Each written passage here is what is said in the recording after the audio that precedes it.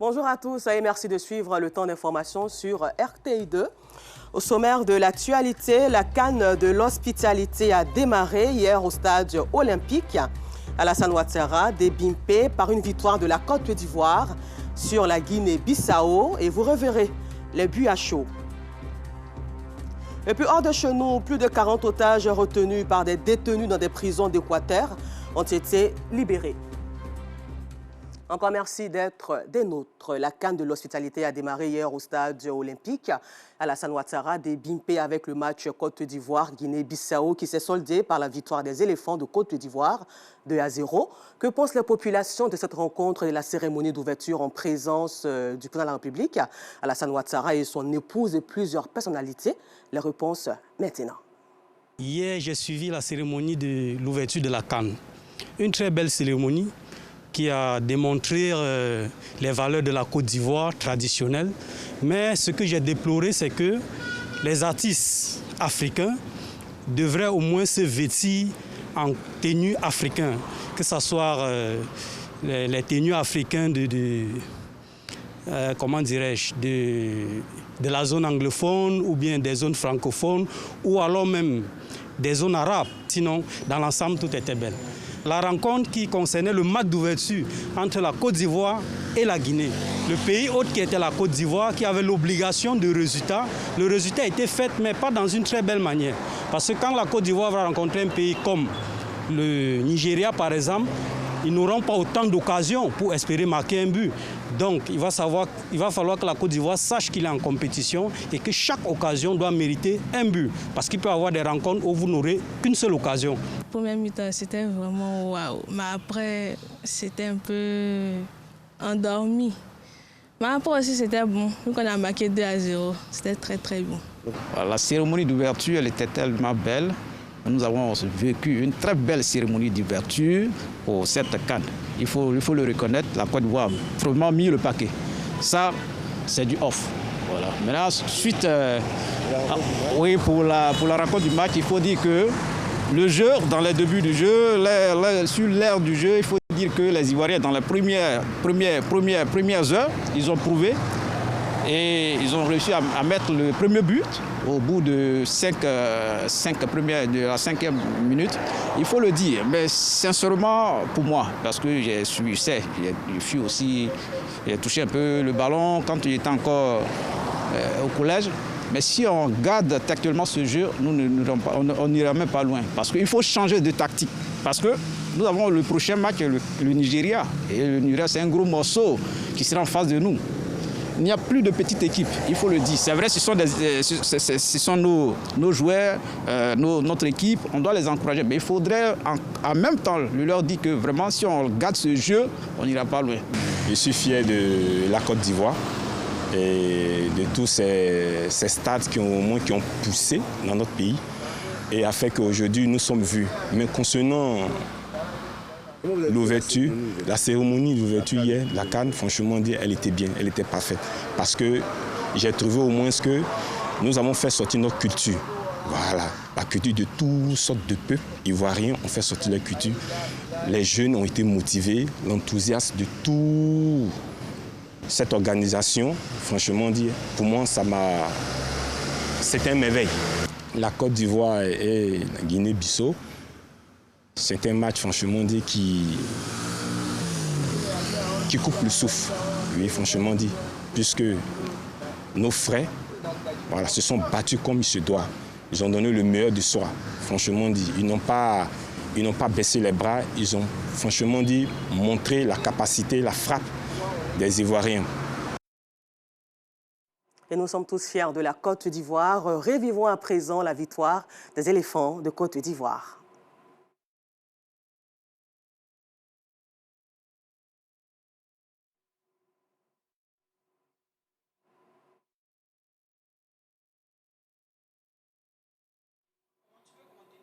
Pas de test. Et nous parlons toujours de cette CAN de l'hospitalité où Joël Gosset, elle, était au stade olympique et Alassane Ouattara débimpé pour nous faire revivre maintenant l'ambiance avant le match. Ambiance électrique ici au stade Alassane Ouattara des Ebempe. Et les Ivoiriens ont effectué nombreux déplacements. Il faudra le souligner que c'est en 1984 que la Côte d'Ivoire a organisé sa première Coupe des Nations. Aujourd'hui, 13 janvier 2024, nous avons la possibilité de vivre cette expérience pour la deuxième fois. Et ça, c'est à saluer. L'ambiance est tout simplement formidable, électrique. Ils sont venus de partout de la Côte d'Ivoire, du nord, du sud, de l'est à l'ouest. Ils ont tous effectué effectivement le déplacement ici à Ebempe.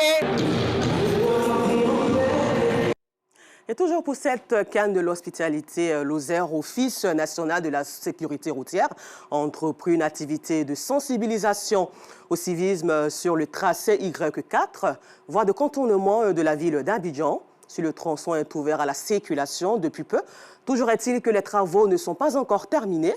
L'OSER rappelle donc les usagers de la voie à plus de prudence, surtout en cette période festive.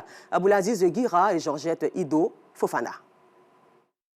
Ouverte le 10 janvier dernier, la route Y4 recense déjà ses premiers accidents de la circulation. Dans la commune d'Anyama, au quartier 80, un véhicule vient de percuter un motocycliste. L'homme à moto, blessé, est transporté à l'hôpital par une ambulance. Depuis son commerce, Pascaline a suivi toute la scène. La moto voulait tourner et puis la voiture passait, ça a percuté le monsieur. La voiture roulait en vitesse. Quand la voiture venait, le monsieur a crié, il a crié fortement et puis la voiture l'a cogné. Un peu plus loin, au quartier Djibi, dans la commune de Cocody, un autre accident de la circulation. Le pneu du véhicule de ce transporteur a explosé, mais il y a eu plus de peur que de mal. L'usure en est la principale cause. Ajoutez à cela l'absence de pneus secours et de panneaux de signalisation. Le cas d'incivisme est visiblement manifeste. Partant en livraison, et puis j'ai eu pneu crevé. Donc c'est ça qui m'a mis sur la route. Donc ils sont allés chercher pneu secours pour revenir. Bon, c'est ça on attend pour le moment. Le pneu était vraiment mauvais état. C'est négligence. Des accidents à répétition, c'est l'une des plus grosses craintes de l'Office national de sécurité routière, OSER. Les cas d'incivisme se comptent par milliers dans le pays et sur cette voie, les conséquences peuvent s'avérer dramatiques. Nous sommes dans un cas de figure. Vous voyez l'usager qui est proche de nous a eu suite à une crevaison, est stationné sur le bas-côté. J'allais dire même sur la chaussée. Et là, ça rétrécit considérablement la chaussée, alors que sur cette voie-là, vous voyez que c'est un double sens, en quelque sorte pour le moment. Et donc, nous sommes là pour l'aider, et j'allais dire aider les usagers pour ne pas qu'il y ait un accident à son endroit. Parce qu'il n'a pas de pneu secours. La Y4 est l'une des principales voies qui mènent au stade Alassane Ouattara de Bimpe à Anyama. Durant la CAN, Coupe d'Afrique des Nations, sur la Y4, il y aura un trafic assez dense. Pour l'OSER, il faut sensibiliser les usagers de la voie au civisme si l'on veut éviter le pire. Comme la voie n'est pas totalement terminée, comme vous le voyez, il y a des glissades de sécurité, il y a tout ce qui est accessoire de sécurité qui n'est pas encore mis en place. Et vous voyez, la voie est tellement sollicitée et qu'il faut dire aux usagers de faire très attention, de rouler avec prudence. La voie de contournement du district d'Abidjan part de la commune de Bengéville jusqu'à la commune d'Anyama. À l'occasion de la CAN, le tracé Y4 va faciliter l'accès de la population au stade Alassane Ouattara de Bimpe. Les plats sont mis dans les grands afin de rendre agréable ce moment de célébration du football africain. C'est aussi un moment de démonstration de l'hospitalité du peuple ivoirien. L'escale 225 est signée Théodore Zouzou, Gilles Tonien, Joël Gosset et Fatima Ouattara. Il est un peu plus de 20 heures à Blocos. Ce village de la commune de Cocody a une façade lagunaire bordée par des restaurants formels et des restaurateurs en plein air. Ce restaurant fait peau neuve en vue de la Coupe d'Afrique des Nations. Sa cuisine reste tout de même ouverte. Pendant que les cuisiniers concoctent des mets, le gérant donne un aperçu du menu. Nous avons du cococha, de la tchéké rouge avec la sauce mtro, qui est de pondeuse. Nous avons aussi des crabes poilus braisés et nous faisons aussi tout ce qui est plat européen. À une 50aine de mètres de là se trouve une rue entièrement occupée par des restaurateurs non formels. L'odeur des plats met de l'eau à la bouche. Ici, tout est fait à base de poisson et de poulet. En tout cas, je leur présente de la bonne nourriture, de la qualité surtout. Poisson braisé, poulet, et puis dindon et frites, et puis de la loco, attiqué, etc.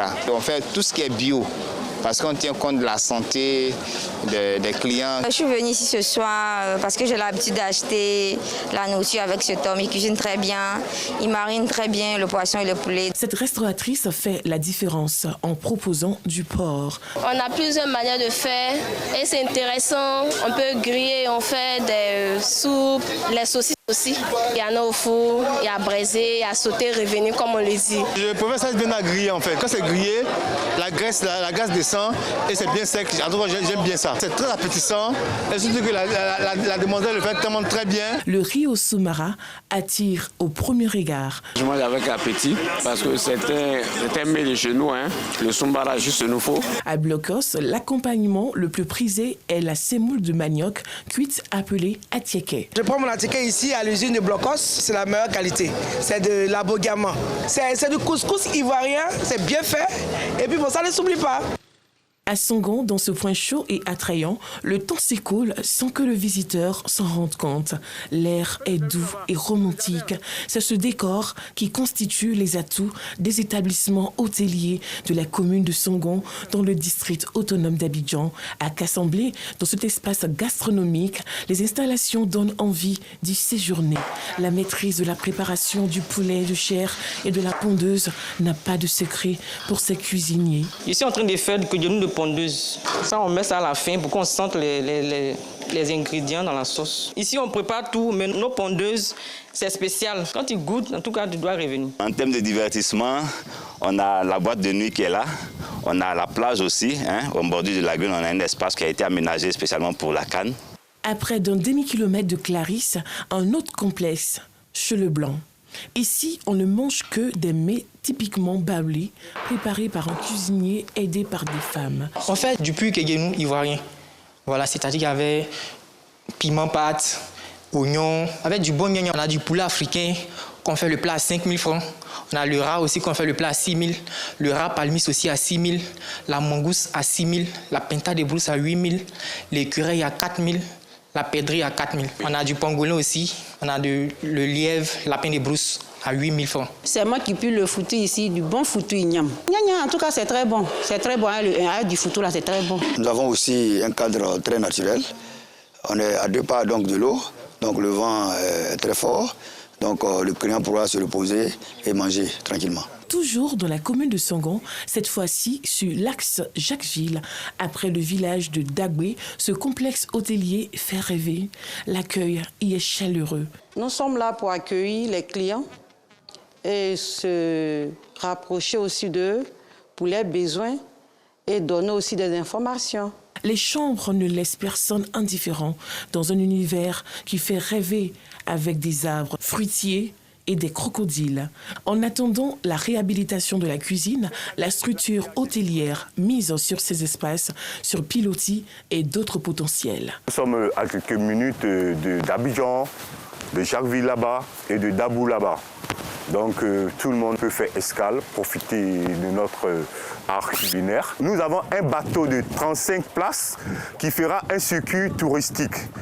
Et avec une animation à l'intérieur de ce bateau, une hôtesse d'accueil, des cocktails de bienvenue et autres, qui fera le circuit d'Abidjan, Jacquesville. Le cadre est très beau, c'est magnifique. Ça fait plaisir de profiter de la nature.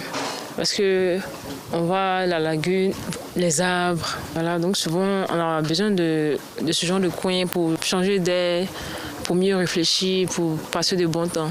Ça fait rêver.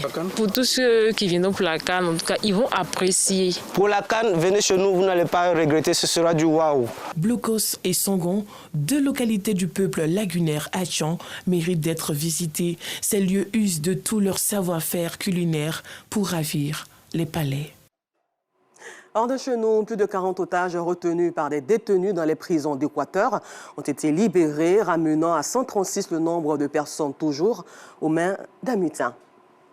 Et pour terminer ce temps d'information, sachez que pour la CAN de l'hospitalité, le Nigeria croise ce jour la Guinée équatoriale au stade olympique Alassane Ouattara à 14 h. Et l'Égypte croisera le Mozambique au stade Félix Houphouët-Boigny du Plateau à 17 h. Encore merci à vous de nous avoir suivis à Kwaba chez nous et bonne suite de programme sur RTI2.